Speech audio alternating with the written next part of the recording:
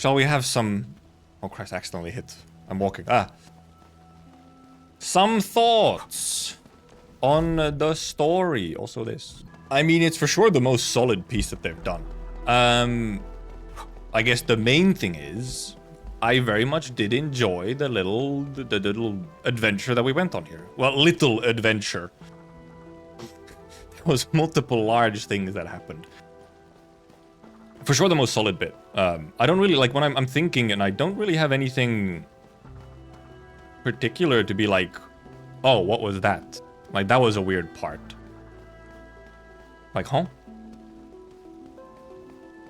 Unlike with 1.1, which, you know, the second half is like, okay, now this is it's falling apart a little bit.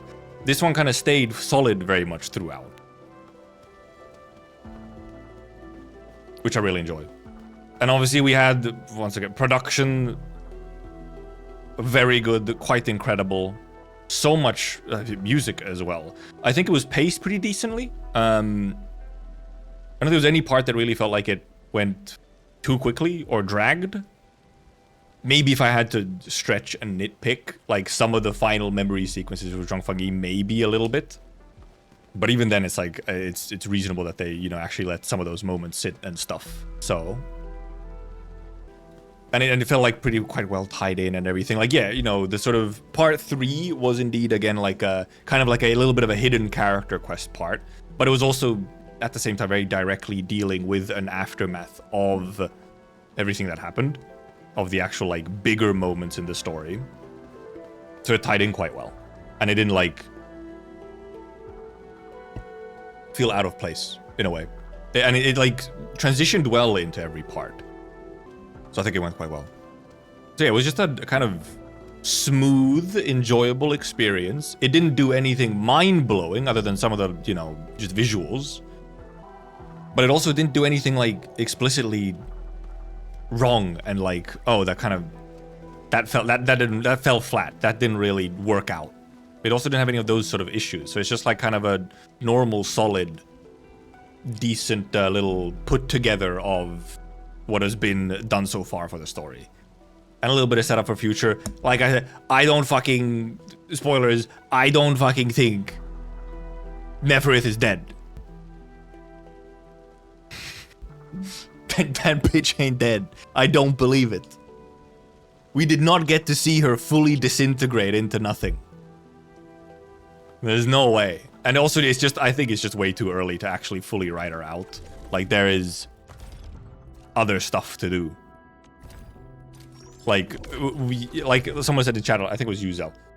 Indeed, Nefareth knows a bunch about us. We know nothing about Nefareth, which means that there's still stuff to find out, and maybe we could, you know, learn about it from other people and like flashbacks or something like that, right? But I think that's just not the case. Yeah, she very much, her narrative role is not done, even if, like, yes, okay, the conflict maybe that was sort of set up in Valley 4, right? You know, Nefareth was in Valley 4 and so on. So now we've kind of, at the very least, we've taken her out of commission for a while, which is like, okay. But she's not gone. She's not gone. She's going to return at some point. Also, Ardashir, I guess, is also momentarily away. The Ardashir sections were pretty good. I think Ardashir is indeed still, like, the most engaging kind of antagonistic force. And I think it's not exactly a hot take, you know? He is far more, like, nuanced and gray and white and, like... I mean, vague poster, yes, but that's on point. He's vague posting on point. And it makes you doubt things and, like, be like... Does he have a point? Are they not just evil? Nefareth is still mostly kind of just like a... I'm the more evil one, I'm the more violent one. But even, like, somewhat through Ardashir and the connection there as well. Like, even Nefareth has a little bit more, like... It's not all just... She's not just evil for evil's sake. Because she's part of the thing. Obviously, we get to get some hints about the Foundation or whatever that is. New thing, you know, teasing for future and whatnot. Obviously, I mean, we still have more patches also in Wuling. We still have North Exclusion Zone, which seems to be, probably is the next area, considering they talk about stuff like, oh, we're gonna go to the northern exclusion zone. That's probably the next area then. Like, as in next patch. We're getting the other area later this patch. And also, like, every character acted as you would expect them to act. There wasn't really anything weird of like, what the fuck was that? Why did they do that? Everyone very much was in character and did things that made sense for them. So it's just kind of normal solid, yeah. Nothing super amazing. It's not peak cinema. But it handles what has been there. It handles it very well, very solidly. It doesn't really make any big missteps, unlike maybe 1.1 did. And obviously, like, launch story had missteps. Which is a good sign. And getting us also, Endmin gets to actually just speak and be much more of a character. Especially in main story, this is like the most that the sort of Endmin has been just like kind of their own person. Still not like exactly fully fledged character, but a lot more. So I like the direction that it's going with them actually having sort of them be Endmin be their own person. Especially with the entire Ardashir section, of course. Chenman's fighting style is pretty unique and impressive. Okay, Chen. I'm trying to talk here, Chen. Endman fought at full power. Perlica, have you seen that before? And yeah, there's cinema in obviously just some of the visuals. Like the cutscenes, for example, for the Nefareth boss fight and stuff were really cool. A lot of the areas were really cool. The Pheromone proxy had quite a lot of presence, actually. I wasn't expecting the Pheromone proxy to have this much presence already. Obviously, not actually here at all, but was like relevant to the happenings and sort of enabling the protagonist to do stuff. Sort of the digitally, not digitally, just like remotely through Butterfly. Also, I mean, I had a feeling I would, but I really do like Lee Jian / Arcane, Bird Girl. I quite like her. I like her. And, you know, there's at least some consequence. She wasn't just like, I liked the moment of it, like actually like, oh, fuck, she's stuck in there with Ardashir. Ah! Oopsie. Like some sort of minor sacrifice at least had to be made in a moment instead of us just getting completely out of it, you know, scot-free. Of course, she was then later actually saved, and she's just kind of in a coma or something. Which is why that's why she's not, they didn't even tease her as playable, because she's out of commission. Yikesy. Also, so there's actually something, the tone, I think, was like super consistent. It never felt like there was a kind of a little bit of like tonal whiplash where like, oh, we suddenly get like a out of place bit of maybe comedy or goofiness or something. When things had to be serious, it actually did keep itself, it's like serious, which was nice to see. And then obviously sometimes, you know, when it was supposed to be like, it wasn't a dire moment, and then you'd have like a sort of lighter section. So I think they also did that a bit better, of keeping things tonally consistent and appropriate in the points that it mattered, and like across sections. Yeah, when there was a comedic relief, it was in a good place and like where it made sense. And like even like, okay, the Tang arriving, for example, to the battle, you know, on a cow. Yes, a little goofy, funny, but also incredibly Tang. Like so in character. Map design, of course, is very pretty. Yeah, the production stuff has actually, indeed, has never really been an issue. The 10 years ago bits were good, yes. There was maybe, yeah, if I have to nitpick, and indeed as someone who's not into the whole, you know, more waifu-y part or whatever, some Feng Yi bits are still a little bit like that. They're a little like date core, or a little bit GF baiting, a little bit. But then at the same time, also Feng Yi is like, oh, an old friend is visiting. So a lot of good music, a bunch of like little minor vocal tracks here and there, which were really nice. I mean, of course, okay. I mean, I screamed about it when it happened, or yelled about it. They fucking pulled the anime thing. They pulled the last episode of the anime season technique of pulling out the anime opening on the climactic battle. Except it's the trailer song. It's the trailer song for the climactic battle. When the whole bit started, I was overreacting, thinking they're fucking up again. No, I didn't think they were gonna fuck it up or whatever. I actually saw very much, I saw it coming, okay, like we're gonna have an extended little fungi sequence here. And I saw it coming. And I think it was well handled. There's a couple parts where it's like, oh, she's like blushing a whole lot and whatnot. There's like Endmin rizzing and whatnot. But, which was a little bit like, but didn't like take me out or something. I didn't like tilt at it like I did before.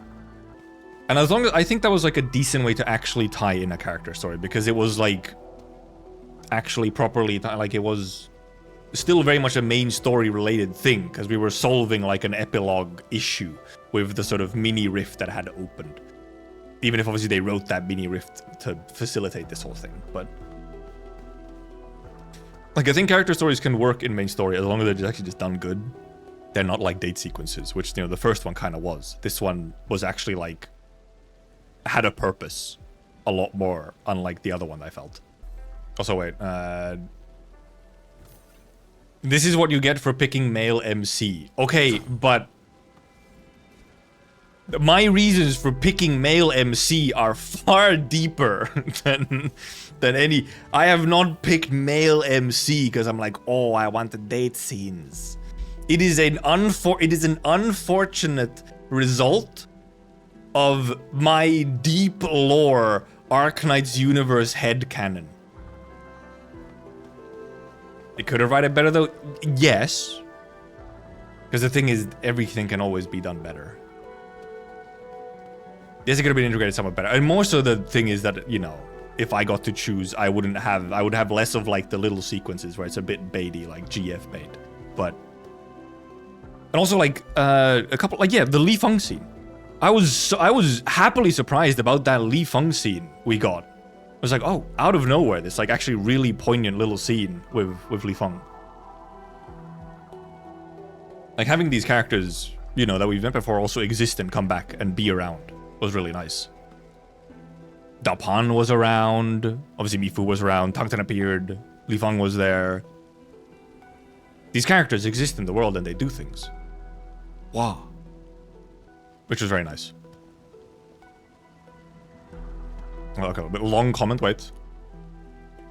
I understand your point, but I always hate this argument. It's waifu baiting the poor lonely otaku. Many people always write it off like this, and then characters never actually have proper relationship interactions with each other. Makes very much sense that Zhuang has a crush on Endmin, because they're a more important person to her. Mentor a person who dragged her out of a dark place as a disaster, let her have a crush on her, just don't self-insert. Yeah, no, that's fine.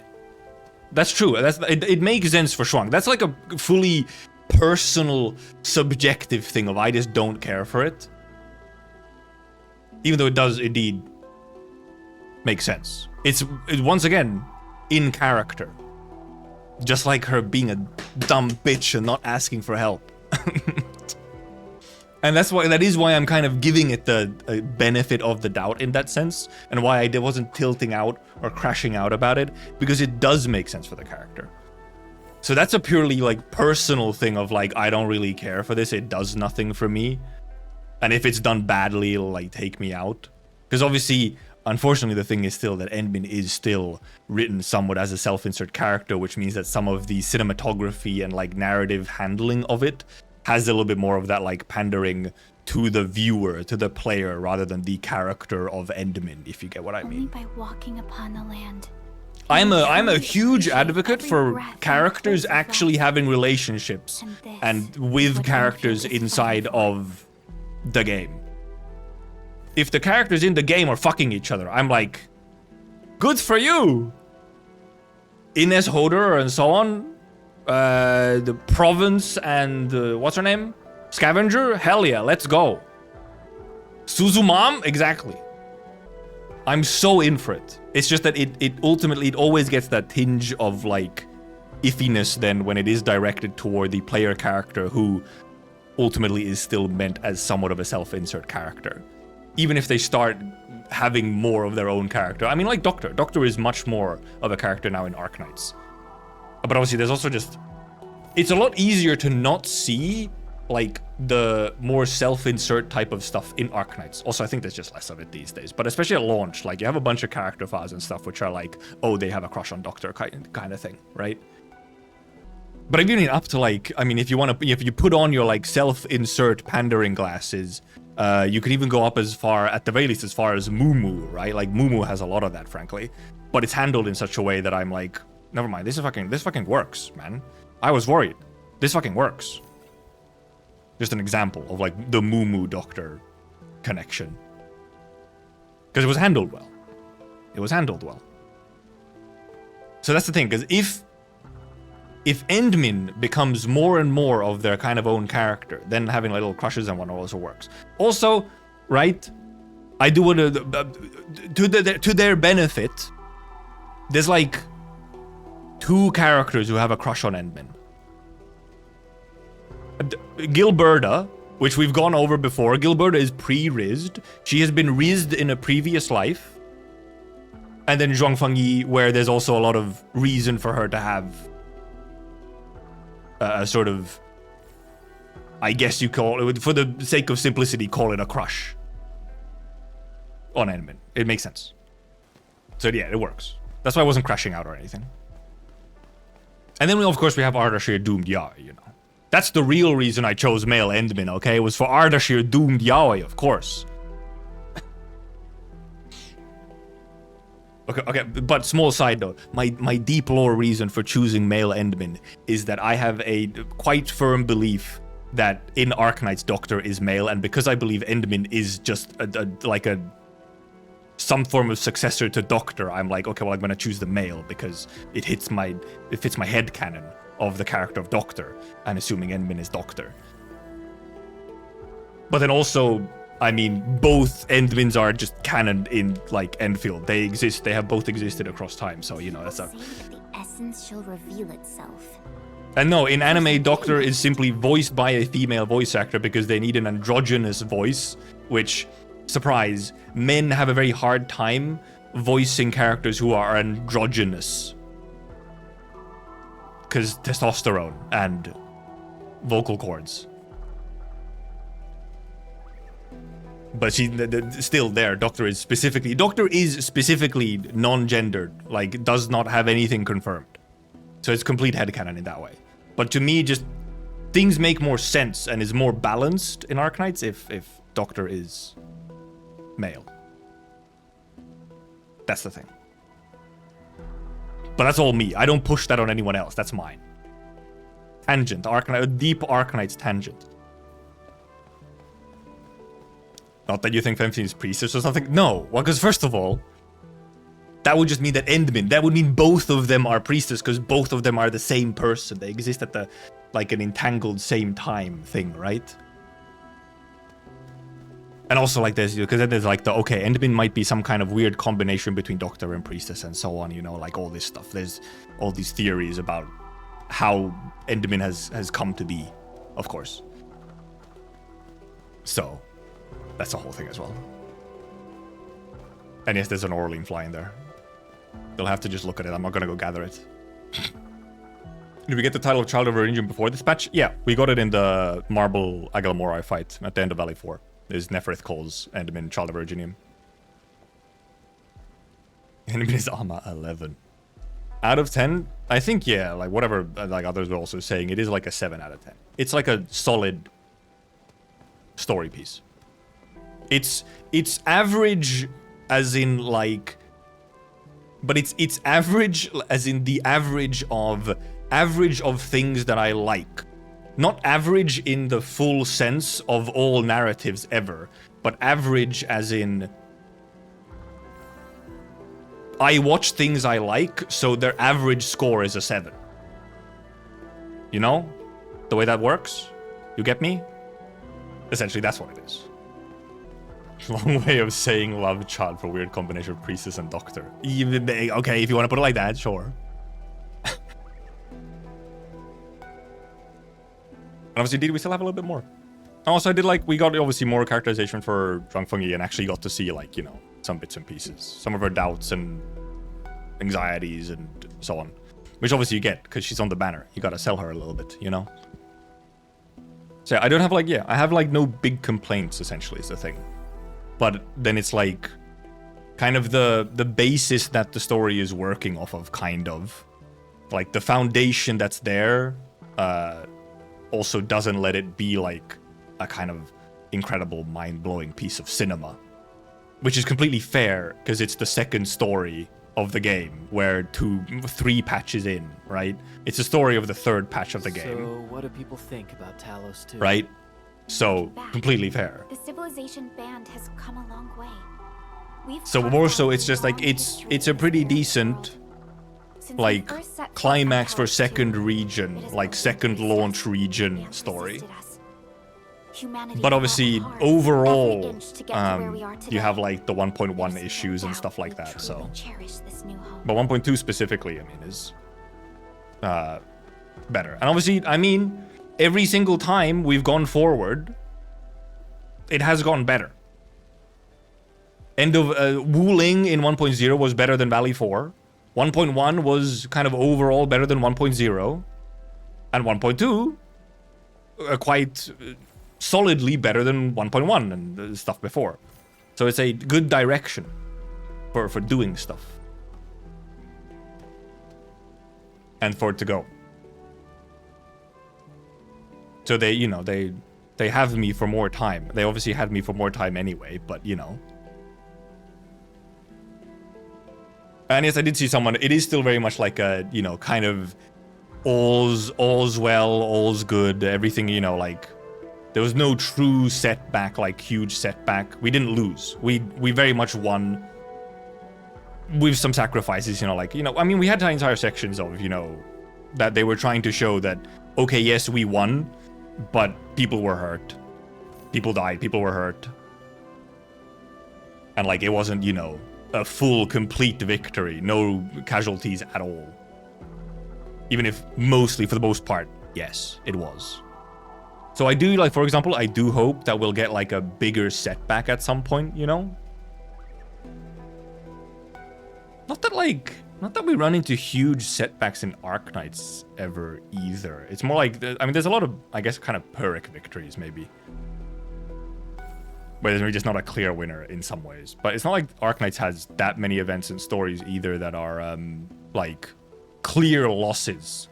Like, oh, we got fucked. Kind of, sections. And obviously, you know, and there is like, there's a more direct consequence. One of the cute girls we can gotcha for at some point with Lee is currently comatose. Ace agree. Okay, but that's the thing, right, Shango? That is like, you know, NPCs, you know, kind of like die, right? It's not like a direct doctor and team and so on, you know? Kind of clear losses unless it's a book or single player game. Also part of that. I mean, yeah, it also does have parts of like the, you know, it's a gotcha story still, ultimately. Restart every 3rd patch. Well, no, because this is the thing. You can have like a big setback of truly actually getting pushed like beaten, right? And yeah, in original Arknights, there is more of the, like, you're looking at it from both perspectives a lot more, which is fair. Which obviously I don't, in a way, expect as much for Endfield. Endfield has a much more tighter POV on things, obviously, other than Arknights, which has loads of POVs, because they can kind of do whatever the fuck they want with the story. So overall, yeah, decent. And still some cool bits and whatnot. Obviously, we got to do some soy jack pointing at some stuff that was mentioned for like OG AK and so on, and I do like that they actually, that's another thing. I do like that they pull in, like they don't shy away from just saying some things like Faramir proxies and so on. Like, they just pull that out. They pull it in and they just kind of say it. They're just like, this is a thing. They don't start going through any kind of explanation of what all that shit means. It's like, this is a thing that exists in the world. Let's roll with it. And if you want to find more and learn more, you can go and they'll give you little bits and pieces to learn more. So you don't get like, you don't get like exposition dumping of like explaining a bunch of like lore terminology. It's just like, here's the thing. We shall go now. Handsome thought that there must be some players utterly confused by how they pull out Faramir proxies. So he said, yeah, like those are things that indeed will not make sense directly to an Endfield only player. They're going to be like, what? What's that? Right? And then us, our Arknights players, get to be like,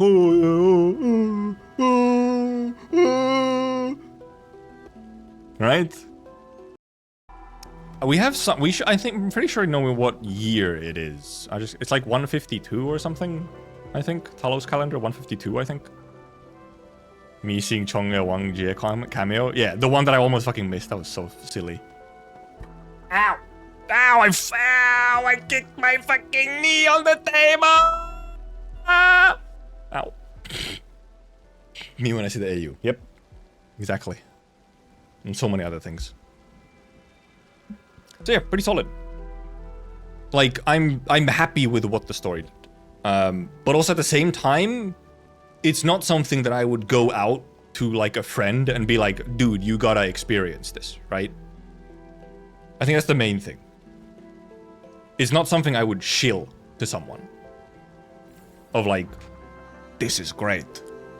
But also, I don't think I would have shilled Arknights based on chapters 1 to 5 and Grani's treasure and the Heart of Surging Flame and so, you know, I think that's fair. I mean, that's what I'm saying, wondering. I wouldn't like go out of my way to recommend someone to get to this story, right? It's not at that sort of level, but neither was some of the earlier stuff in Arknights either. And Originium is indeed a pyramid now instead of, or seemingly a lot of the Originium imagery now is pyramid instead of a rhombus. That's deep stuff. I think that's probably my initial thoughts. I might have more thoughts and after sleeping on stuff and discussing more, maybe on the Discord and stuff, if something comes up. And I might go and read back through some of the messages that others have put in. But yeah.